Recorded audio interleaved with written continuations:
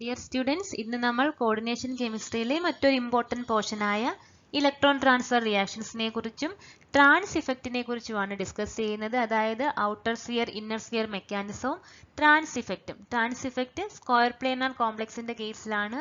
അത് ഓരോ ടൈപ്പും കോംപ്ലക്സ് വരുമ്പോൾ ഏത് ലിഗാൻസിനെയാണ് റിമൂവ് ചെയ്യുന്നത്, എങ്ങനെയാണ് സബ്സ്റ്റിറ്റ്യൂഷൻ സ്ക്വയർ പ്ലേനാറിൽ നടക്കുന്നത്, അതൊക്കെയാണ് നമ്മുടെ ട്രാൻസ് ഇഫക്റ്റ് കൊണ്ട് നമുക്ക് മനസ്സിലാവുന്നത്. ആ ട്രാൻസ് സീരീസും ഒക്കെ നമുക്ക് പഠിക്കാനുണ്ട്. കറക്റ്റായി തന്നെ ഇതും നോട്ട് എഴുതി വർക്കൗട്ട് ചെയ്ത് തന്നെ പഠിക്കുക. ഓക്കെ, ഇതിനകത്ത് എന്താണ്, electron is transferred from one complex to another ആണ്. ഇവിടെ എന്താണ് നടക്കുന്നത്, ലിഗൻസ് ഒന്നല്ല, ഇലക്ട്രോൺസിന്റെ ട്രാൻസ്ഫർ ആണ്. In this type of reactions, an electron is transferred from one complex to another. ആ type of reactions ആണ് എന്ത്, ഇലക്ട്രോൺ ട്രാൻസ്ഫർ റിയാക്ഷൻസ് എന്ന് പറയുന്നത്. രണ്ട് ടൈപ്പ് മെക്കാനിസം ഉണ്ട്. ഫസ്റ്റ് വൺ ആണ് the outer sphere mechanism, second one inner sphere mechanism. OSM-ഉം ISM-ഉം, ഔട്ടർ സ്ഫിയർ മെക്കാനിസവും ഇന്നർ സ്ഫിയർ മെക്കാനിസവും. ദി ഔട്ടർ സ്ഫിയർ മെക്കാനിസം അല്ലെങ്കിൽ OSM അല്ലെങ്കിൽ മറ്റൊരു പേരാണ് എന്ത്, ടണലിംഗ് മെക്കാനിസം. ഇതിനകത്ത് വേണ്ട പോയിന്റ്സ് മാത്രം നിങ്ങൾ ഓർത്തു വെക്കാം. Participating orbitals should have same or comparable energy ആയിരിക്കണം. നമ്മുടെ എനർജി ഓർബിറ്റൽസിന് എന്താവണം, ഒന്നുകിൽ സെയിം എനർജി ആയിരിക്കണം, അല്ലെങ്കിൽ എന്താണ് ഇക്വലന്റ്, ഏകദേശം എന്താണ് അടുത്തുള്ള എനർജീസ് ആയിരിക്കണം. അയോൺ ഷുഡ് ഹാവ് സിമിലർ എന്തായിരിക്കണം, അയോണിക് റേഡിയം. രണ്ട് അയോൺസ് അല്ലെങ്കിൽ രണ്ട് കോംപ്ലക്സ് അയോൺസ് വരുമ്പോൾ അവർ തമ്മിൽ സിമിലർ അയോണിക് റേഡിയം ആവണം, എന്തായിരിക്കണം, സിമിലർ എനർജി ആയിരിക്കണം. ഇതിനകത്ത് എന്താണ്, ഇലക്ട്രോൺസ് ചാടി എങ്ങോട്ട് പോകും, റിഡക്റ്റന്റിൽ നിന്ന് ഓക്സിഡന്റിലേക്ക് പോകും. ഇതിനകത്ത് എങ്ങനെയാണ്, ഈ മെക്കാനിസത്തിൽ ഇലക്ട്രോൺസ് റിഡക്റ്റന്റിൽ നിന്ന് ഓക്സിഡന്റിലേക്ക് പോകും. The coordination sphere remains unaffected. പക്ഷെ അതിനകത്ത് എന്താണ്, ഇലക്ട്രോൺസിന്റെ മൂവ്മെന്റേ ഉള്ളൂ, അതിന്റെ ലിഗാൻസ് ഒന്നും മാറുന്നില്ല, അല്ലെങ്കിൽ എന്താണ്, ആ കോർഡിനേഷൻ സ്ഫിയറിന് എന്ത് ചെയ്യുന്നില്ല, ഒരു എഫക്റ്റും വരുന്നില്ല. അതായത് ligands in the two reactant remains as such and bonds are neither made nor broken. ഒരു ബോണ്ട് ഫോം ചെയ്യുകയും ചെയ്യുന്നില്ല, ബോണ്ട് ബ്രേക്ക് ചെയ്യുകയും ചെയ്യുന്നില്ല. ആകെ എന്താണ്, ഈ ഇലക്ട്രോൺസിന്റെ ജമ്പിങ് മാത്രമേ നടക്കുന്നുള്ളൂ. അതിന് എക്സാമ്പിൾ ആണ് എന്താ, reduction of CONH3 6 times 3+നെ CrH2O 6 times 2+ കൊണ്ട് റെഡ്യൂസ് ചെയ്യുന്നത്. അത് ഏത് മെക്കാനിസം ആണ്, ഔട്ടർ സ്ഫിയർ മെക്കാനിസം ആണ്. നമുക്ക് ആ മെക്കാനിസം എങ്ങനെയാണെന്ന് നോക്കാം. ഇവിടെ നോക്കൂ, CONH3 6 times 3+ ആയിരുന്നു, അതിനെ എന്തുകൊണ്ട് റെഡ്യൂസ് ചെയ്തു, CrH2O 6 times 2+ കൊണ്ട് റെഡ്യൂസ് ചെയ്തു. ഇവിടെ എന്താണ്, ഇലക്ട്രോൺസ് മാത്രമേ ട്രാൻസ്ഫർ ചെയ്തുള്ളൂ, ലിഗാൻസ് ഒന്നും മാറിയില്ല. ഇവിടെ 3+ ആയിരുന്ന കോംപ്ലക്സ് എന്തായി, ഇപ്പം 2+ ആയി, 2+ ആയിരുന്നവർക്ക് എന്തായി, 3+ ആയി. അപ്പം അതായത് ഈ കോംപ്ലക്സിന് എന്താ വരുന്നത്, റിഡക്ഷനും നടന്നു, ഈ കോംപ്ലക്സിന് എന്ത് നടന്നു, ഓക്സിഡേഷനും സംഭവിച്ചു. അതായത് electron is set to tunnel through the medium from the reductant to the oxidant. റിഡക്റ്റന്റിൽ നിന്ന് എന്തിലേക്ക് മാറി, ഓക്സിഡന്റിലേക്ക് ഇലക്ട്രോണിനെ പാസ് ചെയ്തു. അതായത് ഇനി ഇത് നടക്കണമെങ്കിൽ, ഈ മെക്കാനിസം നടക്കണമെങ്കിൽ എന്താവണം, റിയാക്റ്റൻസ് നോഡ് ലബൈൽ ആവണം. അതായത് കോമൺ ആയിട്ട് ഇനേർട്ട് കോംപ്ലക്സസ് ഇതെന്ത് കാണിക്കത്തുള്ളൂ, ഔട്ടർ സ്ഫിയർ മെക്കാനിസം കാണിക്കത്തുള്ളൂ. രണ്ട് കോംപ്ലക്സ് ലബൈലൊക്കെ ആണെങ്കിൽ ഈ ഔട്ടർ സ്ഫിയർ മെക്കാനിസം നമുക്ക് കിട്ടത്തില്ല. Even if one of the reactant is labile, the other would not offer a suitable site for attachment of the metal ion of the labile complex. അപ്പം ഏതെങ്കിലും ഒരെണ്ണമെങ്കിൽ labile ആണെങ്കിൽ മറ്റൊരു labile കോംപ്ലക്സുമായിട്ട് ഇവർ നടക്കത്തില്ല. അപ്പോൾ എന്താണ്, ഏതെങ്കിലും ഒന്നെങ്കിൽ എന്താവണം, ഇനേർട്ട് ആയിരിക്കണം. ഇൻ ദി എബവ് എക്സാമ്പിൾ എന്താണ്, നമ്മളുടെ നമുക്കറിയാം CR2+. എന്താണ്, CR2+ വരുമ്പോൾ എന്ത് വരും, D4 വരും അല്ലേ, D4 വരും. D4 എന്ന് പറയുന്നത് എന്താണത്, ലബൈലാണ്. പക്ഷെ ഇവിടെ നോക്കുക, കോബാൾട്ട് 3+ വരുമ്പോൾ ഇവിടെ വരും D6 വരും. D6 ആകുമ്പോൾ അതെന്തായി, അത് ഇനേർട്ടായി. CONH3 6 times ആണ് അല്ലേ, CONH3 6 times അതെന്തായി, അത് ഇനേർട്ടായി. ഇനി outer sphere reactions are first order with respect to each reactants, so the overall order being 2. ഓരോ റിയാക്ടന്റിനെ വെച്ച് നോക്കുമ്പോൾ ഫസ്റ്റ് ഓർഡർ ആണ്, പക്ഷെ ഓവറോൾ റിയാക്ഷൻ റേറ്റ് എത്രയായിരിക്കും, 2 ആയിരിക്കും. ഇനി ഇതിന്റെ മെക്കാനിസം ആണെന്ന് പറയുന്നത്, ഓക്സിഡന്റ് ഓയും റിഡക്റ്റന്റ് ആറും ആണെങ്കിൽ എന്താ, ഇത് രണ്ടും കൂടി ഇന്ററാക്ട് ചെയ്തൊരു പ്രിക്കസർ കോംപ്ലക്സ് ഫോം ചെയ്യും. OR ഒരു പ്രിക്കസർ കോംപ്ലക്സ് ഫോം ചെയ്യും. സെക്കൻഡ് സ്റ്റെപ്പിൽ ഇത് ആക്ടിവേറ്റ് ചെയ്യും, അതിനെ ആക്ടിവേറ്റ് ചെയ്യും. പിന്നെന്താണ് ഈ energy of activation can be acquired by OR from other O and R molecules or from the solvent molecule. ഒന്നിൽ ആ സൊല്യൂഷനിലുള്ള മറ്റ് ഓയിൽ നിന്നും ഓക്സിഡന്റിൽ നിന്നും റിഡക്റ്റന്റിൽ നിന്നും ആയിരിക്കും എനർജി കിട്ടുന്നത്. അതല്ലെങ്കിൽ എന്താണ് സോൾവെന്റ് മോളിക്യൂൾസിൽ നിന്ന് അവർ ആ ആക്ടിവേഷനുള്ള എനർജി കണ്ടുപിടിക്കും. അടുത്ത സ്റ്റെപ്പാണ് എന്ത് change of the metal ligand bond length. Just എന്താ ഒരു ഇന്റേണൽ അറേഞ്ച്മെന്റ് നടത്തും. ഒരു ഇന്റേണൽ അറേഞ്ച്മെന്റ് നടത്തിയിട്ട് പിന്നെന്താണ് പ്രോഡക്റ്റ് ഫോം ചെയ്യും. അതായത് ഓക്സിഡന്റ് എന്ത് ചെയ്യും ഇലക്ട്രോൺസിനെ വാങ്ങും, റിഡക്റ്റന്റ് എന്ത് ചെയ്യും ഇലക്ട്രോണിനെ കൊടുക്കും. അപ്പം നമുക്ക് final product formation of the product ഉണ്ടാവും. ഇതാണ് നമ്മുടെ ഔട്ടർ സ്ഫിയർ മെക്കാനിസത്തിന്റെ സ്റ്റെപ്സ്. ഈ സ്കീമാണ് ഫോളോ ചെയ്യുന്നത്. അപ്പോൾ അവിടെ എന്താണ് ഒരു പുതിയ ബോണ്ട് ഫോം ചെയ്യുക, ഒരു പുതിയ എന്താണ് ക്രിയേറ്റ് ചെയ്യുക അല്ലെങ്കിൽ എന്താണ് ബ്രേക്ക് ചെയ്യുക ചെയ്യുന്നത് ഓൺലി ഇലക്ട്രോൺ ട്രാൻസ്ഫർ മാത്രമേ നടക്കുന്നുള്ളൂ. ഇനി ഈ ഇലക്ട്രോൺ ട്രാൻസ്ഫർ നടക്കണമെങ്കിൽ എന്തൊക്കെ വേണം? റിഡക്റ്റന്റും ഓക്സിഡന്റും എന്താണ് സിമിലർ സ്ട്രക്ചേഴ്സ് ആയിരിക്കണം. ഇപ്പോൾ ഒക്ടാഹെഡ്രലാണെങ്കിൽ രണ്ടും ഒക്ടാഹെഡ്രൽ ആയിരിക്കണം. ഇനി ഈക്വൽ എനർജി ഉള്ള ഇലക്ട്രോണിക് ഓർബിറ്റൽസ് പാർട്ടിസിപ്പേറ്റ് ചെയ്യുന്ന എന്താണ് ഓർബിറ്റൽസിന് ഏകദേശം ഈക്വൽ എനർജി ആയിരിക്കണം. ഇനി ഏതൊക്കെ ഫാക്ടേഴ്സ് ആണ് ഔട്ടർ സ്ഫിയർ മെക്കാനിസത്തെ ഫേവർ ചെയ്യുന്നത്? ഇപ്പം പറഞ്ഞത് തന്നെ സിമിലർ സ്ട്രക്ചറും geometry of reactants, similar geometry of the റിയാക്ടൻസും. പിന്നെ equivalent energy of donor and recipient metal orbitals, ഏകദേശം ഒരേ എനർജി ആയിരിക്കണം. Equal bond length in two metallic systems or only small difference in bond length. രണ്ട് സിസ്റ്റത്തിന് എന്താണ് ഏകദേശം ഒരേ ബോണ്ട് ലെങ്ത് ആവണം, അല്ലെങ്കിൽ എന്താണ് കമ്പാരബിൾ ആയിട്ടുള്ള ബോണ്ട് ലെങ്ത് ആവണം. ലിഗാൻഡ് വിത്ത് പൈ ഇലക്ട്രോൺ സിസ്റ്റംസ്, ലിഗാൻഡ് വിത്ത് പൈ ഇലക്ട്രോൺ സിസ്റ്റംസ് ഉള്ളവരാവണം. അതുപോലെ complexes which are node labile ആയിരിക്കണം, നോഡ് ലബൈലുള്ള കോംപ്ലക്സ് ആയിരിക്കണം. പൈ ഇലക്ട്രോൺ പ്രത്യേകിച്ച് ഫീനാന്ത്രോളിൻ പോലുള്ള എന്താണ് ലിഗാൻഡ്സ് ഉണ്ടെങ്കിൽ മോർ ഫേവറബിൾ ആയിരിക്കും. ഔട്ടർ സ്ഫിയർ മെക്കാനിസം എന്തായിരിക്കും മോർ ഫേവറബിൾ ആയിരിക്കും. അപ്പോൾ എന്താണ് ഇവിടെ നോക്കുക, ഔട്ടർ സ്ഫിയർ മെക്കാനിസത്തിന്റെ എന്തൊക്കെയാണ് നോഡ് ലബൈൽ ആവണം, പൈ ഇലക്ട്രോൺ സിസ്റ്റം ഉണ്ടെങ്കിൽ മോർ ഫേവറബിൾ ആയിരിക്കും. അതുപോലെ എന്താണ് സ്മോൾ ഡിഫറൻസ് ആണ്, ബോണ്ട് ലെങ്ത് സ്മോൾ ഡിഫറൻസേ കാണാവും. ഇക്വലന്റ് എനർജി ആയിരിക്കണം, സിമിലർ സ്ട്രക്ചർ അല്ലെങ്കിൽ ജോമെട്രി ആയിരിക്കണം. ഇത്രയുമാണ് ഔട്ടർ സ്ഫിയർ മെക്കാനിസത്തിന്റെ ഫാക്ടേഴ്സ്, ഇതിനെ ഫേവർ ചെയ്യുന്ന ഫാക്ടേഴ്സ്. ഇനിയാണ് ഇന്നർ സ്ഫിയർ മെക്കാനിസം. എന്താണ് inner sphere mechanism? In this mechanism the oxidant and the reductant attach themselves to one another at some stage of reaction. മറ്റേടത്ത് അങ്ങനെ പരസ്പരം എന്താണ് അറ്റാച്ച്മെന്റ് ഒന്നും നടക്കുന്നില്ല. പക്ഷെ ഇവിടെ അങ്ങനെയല്ല, ഒരു സ്റ്റേജ് വരുമ്പോൾ എന്ത് ചെയ്യും ഈ റിഡക്റ്റന്റും ഓക്സിഡന്റും തമ്മിൽ ഒന്ന് അറ്റാച്ച് ചെയ്യും. there should be at least one ligand. അതായത് നമ്മൾ നോക്കുമ്പോൾ ഒരു ലിഗാൻഡ് എങ്കിലും എന്താവണം ഈ രണ്ട് മെറ്റൽസിനെയും ഒരുമിച്ച് നിർത്താൻ കേപ്പബിൾ ആയിട്ടുള്ള ലിഗാൻഡ് ആവണം. അതായത് രണ്ട് കോംപ്ലക്സിനെയും ഒരുമിച്ച് നിർത്താൻ കേപ്പബിൾ ആയിട്ടുള്ള ഒരു ലിഗാൻഡ് എങ്കിലും ഏതെങ്കിലും ഒരു കോംപ്ലക്സിനെങ്കിലും ഉണ്ടായിരിക്കണം. Attachment between O and R occurs through a bridging ligand. അതായത് ഓക്സിഡന്റും റിഡക്റ്റന്റും തമ്മിൽ എന്താണ് ഒരു ബ്രിഡ്ജിങ് ലിഗാൻഡ് വെച്ചിട്ടായിരിക്കും അവിടെ അറ്റാച്ച്മെന്റ് നടക്കുക. അതൊരു മോളിക്യൂൾ ആവാം, ഒരു ആറ്റം ആകാം, ഒരു അയോൺ ആകാം. അതുപോലെ തന്നെ ഈ മെക്കാനിസത്തിൽ ligand is shared between the reductant and oxidant. ആ ബ്രിഡ്ജിങ് ലിഗാൻഡ് ഇപ്പം ക്ലോറിൻ ആണെങ്കിൽ ആ ക്ലോറിൻ എന്താണ് രണ്ട് പേരുമായിട്ട് ഷെയർഡ് ആണ്, ഷെയർ ചെയ്യുന്നുണ്ട്. അതായത് ഇന്നർ ആൻഡ് എന്താണ് കോർഡിനേഷൻ, ഇന്നർ കോർഡിനേഷൻ സ്ഫിയറിൽ എന്ത് ചെയ്യും രണ്ടും കൂടെ ഷെയർ ചെയ്യുന്നുണ്ട്. The bridge helps to transform of electron from reductant to oxidant. The electron presumably passing through the bridging ligand. ഈ ബ്രിഡ്ജിംഗ് ലിഗാൻഡ് വഴിയായിരിക്കും ഇലക്ട്രോൺസ് പാസ് ചെയ്യുന്നത്.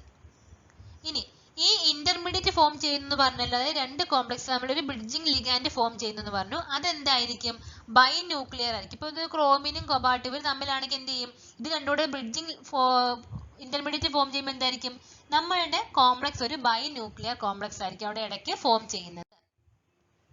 ഇനി നമ്മൾ പറഞ്ഞു ഔട്ടർ സ്ഫിയർ മെക്കാനിസം പോലെയല്ല, ഇവിടെ എന്താണ് ബോൺസ് ബ്രേക്ക് ചെയ്യുന്നുണ്ട്, ഫോം ചെയ്യുന്നുണ്ട്. ഈ റിയാക്ഷൻ നടക്കുമ്പോൾ ബോൺസ് എന്ത് ചെയ്യുന്നുണ്ട് ബ്രേക്ക് ചെയ്യുന്നുണ്ട്, ഫോം ചെയ്യുന്നുണ്ട്. അതുകൊണ്ട് തന്നെ ഇതെന്താണ് നമ്മുടെ ഔട്ടർ സ്ഫിയർ മെക്കാനിസത്തിനെക്കാട്ടിൽ കൂടുതൽ കോംപ്ലിക്കേറ്റഡ് ആണ്. ഇവിടെ റേറ്റ് ഡിറ്റർമിനിങ് സ്റ്റെപ്പ് എന്ന് പറയുന്നത് ഇലക്ട്രോൺ ട്രാൻസ്ഫർ സ്റ്റെപ്പ് ആണ്, അല്ലാണ്ട് ഈ കോംപ്ലക്സ് ഫോർമേഷൻ സ്റ്റെപ്പ് അല്ല. എവിടെയാണോ ഇലക്ട്രോൺ ട്രാൻസ്ഫർ നടക്കുന്നത് അതാണ് അതിന്റെ റേറ്റ് ഡിറ്റർമിനിങ് സ്റ്റെപ്പ്, അല്ലാണ്ട് കോംപ്ലക്സ് ഫോം ചെയ്യുന്ന സ്റ്റെപ്പ് അല്ല. One ligand of the reactants usually the reductant must be substitutionally labile ആവണം. ഇതിനകത്ത് ഒരു ലിഗാൻഡ് അതായത് നമ്മുടെ മെയിനായിട്ട് റിഡക്റ്റന്റ് എന്താവണം ലബൈൽ ആവണം. that should be capable of getting replaced by a bridging ligand in a easy substitution process. അതെന്തുകൊണ്ടാണ് പെട്ടെന്ന് തന്നെ റീപ്ലേസ് ചെയ്യാൻ കഴിയുന്നു, അതുകൊണ്ടാണ് ഇവർ എന്ത് പറയുന്നത് റിഡക്റ്റന്റ് എപ്പോഴും ലബൈലാകണം എന്ന് പറയുന്നത്. അതിന്റെ മെക്കാനിസം പറയുന്നത് ഇതാണ്. ഇതും ടോപ്പ് റിയാക്ഷൻ ആണ് പറയുന്നത്. ഇന്നർ സ്ഫിയർ മെക്കാനിസം ബിറ്റ്വീൻ എന്താണ് CrH2O 6 times 2+ CONH3 5 times Cl2+ തമ്മിലുള്ള റിയാക്ഷൻ. ഇതാണ് ഇന്നർ സ്ഫിയർ മെക്കാനിസത്തിന്റെ പറയുന്നത്. ഇവിടെ നോക്കൂ, ഇവിടെ നമുക്കറിയാം CrH2O 2+, Cr2+ ആണ്, Cr2+ഉം പിന്നെ എന്താണ് CO2+ഉം ആണ് ഇവിടെ വരുന്നത് അല്ലേ. ഇവിടെ എന്താണ് ബ്രിഡ്ജിങ് ലിഗാൻഡ്, ഇവിടെ ബ്രിഡ്ജിങ് ആയിട്ട് വരുന്നതാണ് ക്ലോറിൻ ആണ് ബ്രിഡ്ജിങ് ലിഗാൻഡ്. ഇത് ബ്രിഡ്ജ് ഫോം ചെയ്ത് ഒരു ബൈന്യൂക്ലിയർ കോംപ്ലക്സ് ഫോം ചെയ്യും. നെക്സ്റ്റ് സ്റ്റെപ്പിലാണ് എന്ത് ചെയ്യുന്നത്, ഈ ബ്രിഡ്ജിങ് ലിഗാൻഡ് ഇവിടെ എന്തിന്റെ കൂടെ ആയിരുന്നു Cl ഉണ്ടായിരുന്നത്, COയുടെ കൊബാൾട്ടിന്റെ കൂടെ ആയിരുന്നു. പക്ഷെ എന്താണ് ലാസ്റ്റ് വരുമ്പോൾ എന്താണ് Crന്റെ കൂടെ കോംപ്ലക്സ് പോകും. എന്നിട്ട് എന്ത് ചെയ്യും ഇലക്ട്രോൺ ട്രാൻസ്ഫർ നടക്കും. The influence of the bridging ligand on inner sphere electron transfer rate increases with a decreasing electronegativity of X ആയിരിക്കും. ഇവിടെ ഏറ്റവും കൂടുതൽ എന്താണ് നടക്കുന്നത് ബ്രിഡ്ജിങ് ലിഗാൻഡ് പോസിബിലിറ്റി ഉള്ള N3- അത് കഴിഞ്ഞ I-, പിന്നെ Br-, പിന്നെ Cl-, ഏറ്റവും കുറവാണ് ആർക്ക് F-ന്. അപ്പം ഈ രീതിയിലാണ് ഇതിന്റെ ഇലക്ട്രോൺ ട്രാൻസ്ഫർ നടക്കുന്നത്. അതായത് എങ്ങനെയാണ് ഒരു ബ്രിഡ്ജിങ് ലിഗാൻഡ് വേണം, ആ ബ്രിഡ്ജിങ് ലിഗാൻഡ് ഒരു ആക്ടിവേറ്റഡ് കോംപ്ലക്സ് അതായത് ബൈന്യൂക്ലിയർ കോംപ്ലക്സ് ഫോം ചെയ്യും. ഈ ബൈന്യൂക്ലിയർ കോംപ്ലക്സ് ആണ് പിന്നെ എന്ത് ചെയ്യുന്നത് ഇലക്ട്രോൺ ട്രാൻസ്ഫർ ആ ഒരു എന്താണ് ലിഗാൻഡ് വഴി ബ്രിഡ്ജിങ് ലിഗാൻഡ് വഴിയാണ് ഇലക്ട്രോൺ ട്രാൻസ്ഫർ നടക്കുന്നത്. പിന്നെ ഡിസോസിയേറ്റ് ചെയ്ത് നമ്മുടെ പ്രോഡക്റ്റ് ഉണ്ടാവും. ഇവിടെ ഇതിന്റെ കേസ് എന്താണ് ബോണ്ട് ബ്രേക്കിങ്ങും ബോണ്ട് ഫോർമേഷനും നടക്കുന്നുണ്ട്. പക്ഷെ നമ്മൾ ഔട്ടർ സ്ഫിയർ മെക്കാനിസം നോക്കുകയാണെങ്കിൽ അവിടെ ബോണ്ട് ഫോർമേഷനോ ബോണ്ട് ബ്രേക്കിങ്ങോ ഒന്നും നടക്കുന്നില്ല. അടുത്താണ് വളരെ ഇമ്പോർട്ടന്റ് ആണ് substitution reactions in square planar complex അല്ലെങ്കിൽ ട്രാൻസ് ഇഫക്റ്റ്. എന്താണ് ട്രാൻസ് ഇഫക്റ്റ്? നമ്മൾ ഇതുവരെ പറഞ്ഞില്ലേ ഒക്ടാഹെഡ്രലിന്റെ കേസും ഒക്ടാഹെഡ്രലിന്റെ കേസ് പറഞ്ഞു, ടെട്രാഹെഡ്രലിന്റെ കേസ് പറഞ്ഞു. ഇനി സബ്സ്റ്റിറ്റ്യൂഷൻ എങ്ങനെയാണ് സ്ക്വയർ പ്ലാനർ കോംപ്ലക്സ് നടക്കുന്നത്? അതിന്റെ മെയിൻ ആണ് ട്രാൻസ് ഇഫക്റ്റ് എന്ന് പറയുന്നത്. ട്രാൻസ് ഇഫക്റ്റ് വെച്ചിട്ടാണ് നമ്മൾ അതിനെ എക്സ്പ്ലെയിൻ ചെയ്യുന്നത്. പ്രത്യേകിച്ച് പ്ലാറ്റിനം 2 കോംപ്ലക്സിന്റെ കേസിലാണ് നമ്മൾ സ്റ്റഡി ചെയ്തിട്ടുള്ളത്. അതായത് പല ജിയോമെട്രിക്കൽ ഐസോമേഴ്സ് നമുക്ക് ഫോം ചെയ്യാൻ കഴിയും ഈ ഒരു ട്രാൻസ് ഇഫക്റ്റ് കൊണ്ട്. അതായത് ഇത്രേ പറയുന്നുള്ളൂ, various ligands having different trans directing influence are arranged in an increasing. അതായത് ഈ ഒരു ഓർഡർ കണ്ടോ നിങ്ങൾ, നമ്മൾ ഈ ഒരു ഓർഡർ വെച്ച് ഇതിൽ ഏറ്റവും കൂടുതൽ പ്രിഫറൻസ് ആർക്കാണോ അതിന്റെ ട്രാൻസ് ഉള്ള ലിഗാൻഡ്സ് ആയിരിക്കും റീപ്ലേസ് ചെയ്യുന്നത്, അവിടേക്കായിരിക്കും സബ്സ്റ്റിറ്റ്യൂഷൻ നടക്കുകയും ചെയ്യുന്നത്. അതായത് നമുക്കൊരു കോംപ്ലക്സ് എടുത്തു കഴിഞ്ഞാൽ 4 കോംപ്ലക്സ് ഉണ്ടെങ്കിൽ ആ 4 കോംപ്ലക്സിൽ ആർക്കാണോ ട്രാൻസ് ഡയറക്റ്റിംഗ് ഇഫക്റ്റ് കൂടുതലുള്ളത്, ഈ സീരീസിൽ ആരാണോ ഹയർ ആയിട്ടുള്ളത്, അവരെന്ത് ചെയ്യും അവരുടെ ട്രാൻസ് ആയിട്ട് വരുന്ന ലിഗാൻഡ്സിനെ റിമൂവ് ചെയ്തിട്ട് അവിടെയായിരിക്കും സബ്സ്റ്റിറ്റ്യൂഷൻ നടക്കുക. അതാണ് ട്രാൻസ് ഇഫക്റ്റ് കൊണ്ട് മാറുന്നത്. ഫോർ എക്സാമ്പിൾ ഇപ്പൊ ഞാനൊരു എക്സാമ്പിൾ പറയുന്നത് PtCl4ന്റെ കേസ് എടുക്കാം. PtCl4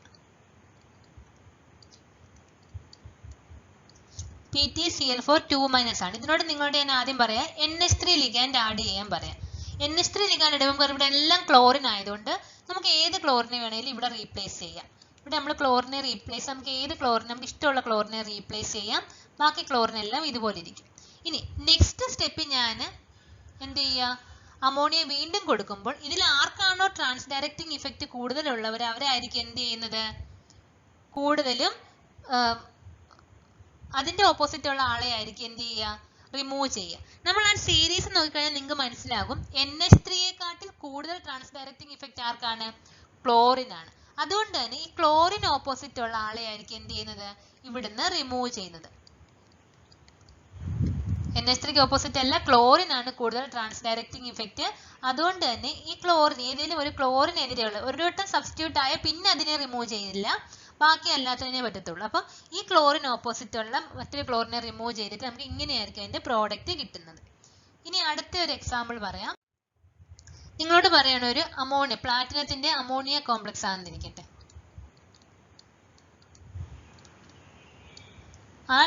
എന്ത് ചെയ്യുക, ആ സീരീസ് നല്ലപോലെ അറിഞ്ഞിരിക്കണം. ആ സീരീസ് അറിയാമെങ്കിൽ മാത്രമേ നമുക്കിത് ചെയ്യാൻ പറ്റൂ. നിങ്ങളോട് പറയാണ് ആദ്യം എന്ത് ചെയ്യണം ക്ലോറിൻ ആഡ് ചെയ്യണം, പിന്നീടും ക്ലോറിൻ ആഡ് ചെയ്യണം. അപ്പോൾ ഉണ്ടാകുന്ന പ്രോഡക്റ്റ് എന്താണ് എന്നാണ് ചോദിക്കുന്നത്. ആദ്യവും ക്ലോറിൻ ആഡ് ചെയ്ത് പിന്നീടും ക്ലോറിൻ ആഡ് ചെയ്യുമ്പോൾ നമുക്കറിയാം എന്താണ് ഇവിടെ എല്ലാം NH3 ആയതുകൊണ്ട് ആദ്യം എന്ത് ചെയ്യുക, NH3യുടെ ഓപ്പോസിറ്റ് ഏതെങ്കിലും ഒരു NH3ക്ക് നമുക്ക് എന്ത് കൊടുക്കാം, റീപ്ലേസ് ചെയ്യാം.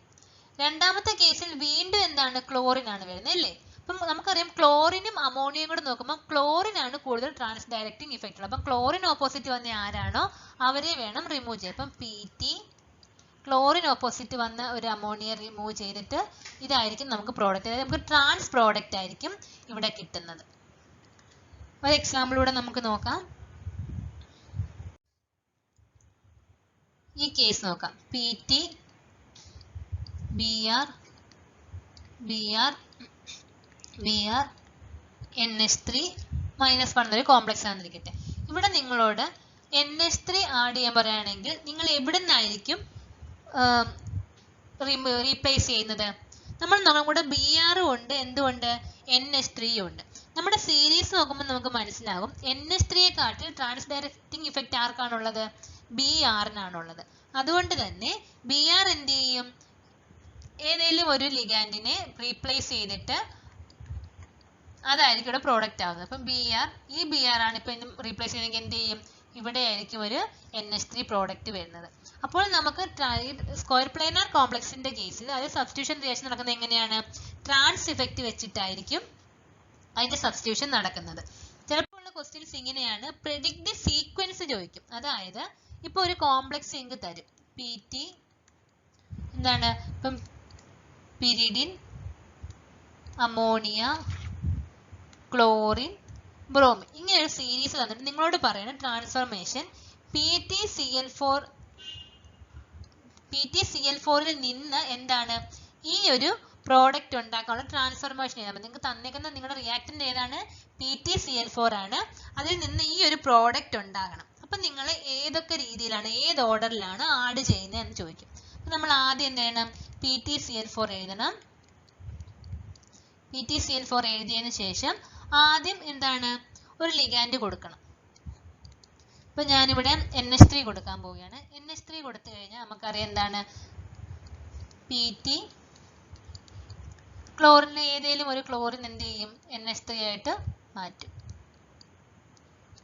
ഇനി രണ്ടാമത് നമ്മളുടെ പ്രോഡക്റ്റ് നോക്കിയാൽ NH3ക്ക് ഓപ്പോസിറ്റ് ക്ലോറിൻ തന്നെയാണ്. അപ്പൊ ഇതിന് പിന്നെ മാറേണ്ട ആവശ്യമില്ല. അതുമല്ല ക്ലോറിനെ വെച്ച് നോക്കും, NH3യും ക്ലോറിനോട് നോക്കുമ്പോൾ എന്താണ്, ക്ലോറിനാണ് ട്രാൻസ് ഡയറക്റ്റിംഗ് ഇഫക്റ്റ് ഉള്ളത്. അപ്പം NH3 അവിടെ നിന്ന് മാറില്ല. പിന്നെ നമുക്ക് എന്താ വേണ്ടത്, പിരിഡിൻ വേണം, ബ്രോമിൻ വേണം അല്ലേ. ഇനി ഏത് ഓർഡറിൽ ആഡ് ചെയ്താൽ പറ്റും നമ്മൾ നോക്കണം. അപ്പൊ നോക്ക്, ബ്രോമിൻ ആണോ പിരിഡിൻ ആണോ കൂടുതൽ ട്രാൻസ് ഡയറക്റ്റിംഗ് ഇഫക്റ്റ് എന്ന് നോക്കണം. നിങ്ങൾ ആ ടേബിൾ എടുക്കണം. അപ്പം നമുക്ക് നോക്കുമ്പോൾ മനസ്സിലാവും ബ്രോമിൻ ആണ് കൂടുതൽ ട്രാൻസ് ഡയറക്റ്റിംഗ് ഇഫക്റ്റ്. അപ്പം ബ്രോമിൻ ആദ്യം ഇവിടെ നമുക്ക് സബ്സ്റ്റിറ്റ്യൂട്ട് ചെയ്താൽ അതിന്റെ ഓപ്പോസിറ്റ് ഉള്ള ക്ലോറിനെയും കളയാൻ പറ്റും. അപ്പം ബ്രോമിൻ കൊടുക്കുക. അന്നേരം നമുക്ക് എന്ത് കിട്ടും, PT, ഒരു സൈഡിൽ NH3, ഒരു സൈഡിൽ എന്താണ് ക്ലോറിൻ, ഇവിടെ എന്ത് വരും ക്ലോറിൻ, ഇവിടെ നമുക്ക് ബ്രോമിൻ വരും. ഇനി ചെയ്യേണ്ടത് എന്താണ്, നമുക്ക് എന്ത് ചെയ്യണം, പിരിഡിൻ ആഡ് ചെയ്യണം. അപ്പം പിരിഡിൻ ആഡ് ചെയ്യുമ്പോൾ എവിടെ വരുന്നത്, ബ്രോമിന്റെ ഓപ്പോസിറ്റ് ഉള്ളതായിരിക്കും. അതൊരു സബ്സ്റ്റിറ്റ്യൂട്ട് ആയൊന്നും പോകത്തില്ല. ബ്രോമിന്റെ ഓപ്പോസിറ്റ് ഉള്ള ആളായിരിക്കും എന്ത് ചെയ്യുന്നത്, റീപ്ലേസ് ചെയ്യുന്നത്. PY കൊടുത്തിട്ട് PT, ഇവിടെ എന്താണ് പിരിഡിൻ വരും, ഇവിടെ ബ്രോമിൻ, NH3, ക്ലോറിൻ. അപ്പൊ ഇതിന്റെ ഓർഡർ വെച്ച് എന്താ എഴുതേണ്ടത്, ആദ്യം എന്താ നമ്മൾ ചെയ്തത്, ആദ്യം നമ്മൾ NH3 ഓർഡർ വയ്ക്കുമ്പോൾ ഇങ്ങനെ ആയിരിക്കും വരുന്നത്, NH3, പിന്നെ എന്ത് ആഡ് ചെയ്തു, ബ്രോമിൻ ആഡ് ചെയ്തു, അതിനുശേഷമാണ് പിരിഡിൻ. അപ്പം ഈ രണ്ട് രീതി ചോദിക്കാം. ഒന്ന് പ്രോഡക്റ്റ് പ്രൊഡിക്റ്റ് ചെയ്യാൻ ചോദിക്കാം, രണ്ടാമത് ഓർഡർ എഴുതാൻ ചോദിക്കാം. ഇത് രണ്ട്. പിന്നെ അതുപോലെ ട്രാൻസ് ഇഫക്റ്റ് സീരീസും അതുപോലെ അറിഞ്ഞിരുന്നെങ്കിൽ മാത്രമേ നമുക്ക് എന്ത് ചെയ്യാൻ പറ്റൂ, substitution reactions in square planar complex നമുക്ക് ചെയ്യാൻ കഴിയുള്ളൂ. അപ്പോൾ ഇതുകൊണ്ട് നമ്മളുടെ കോർഡിനേഷൻ കെമിസ്ട്രിയുടെ ഏകദേശം എല്ലാ പോർഷൻസും കംപ്ലീറ്റ് ആയി. ഇനി കൂടുതലും പ്രോബ്ലംസ് ചെയ്ത് നമ്മളത് എന്താ പറയുക, ഒന്നുകൂടെ കൺസെപ്റ്റ് എല്ലാം ക്ലിയർ ആക്കുക എന്നുള്ളതേ ഉള്ളൂ. അപ്പോൾ നിങ്ങൾ പ്രീവിയസ് ഇയർ ക്വസ്റ്റ്യൻസ് എടുത്തിട്ട് കോർഡിനേഷൻ വരുന്ന ഭാഗം, കോർഡിനേഷൻ മാത്രമല്ല നമ്മളിപ്പോൾ മൂന്നാമത്തെ ചാപ്റ്ററാണ് മോഡ്യൂൾ നമ്മൾ കംപ്ലീറ്റ് ചെയ്തു. അപ്പം ആ 3 മോഡ്യൂളിൽ നിന്നും കമ്പൈൻഡ് ആയിട്ട് വരുന്ന ക്വസ്റ്റ്യൻസ് സെലക്ട് ചെയ്യുക, അത് ചെയ്യാൻ പറ്റുന്നുണ്ടോ എന്ന് നോക്കുക. Okay, thank you all, have a nice day. നന്നായി പഠിക്കുക, നല്ലപോലെ റിവിഷൻ ചെയ്യാൻ നോക്കുക. Okay, by.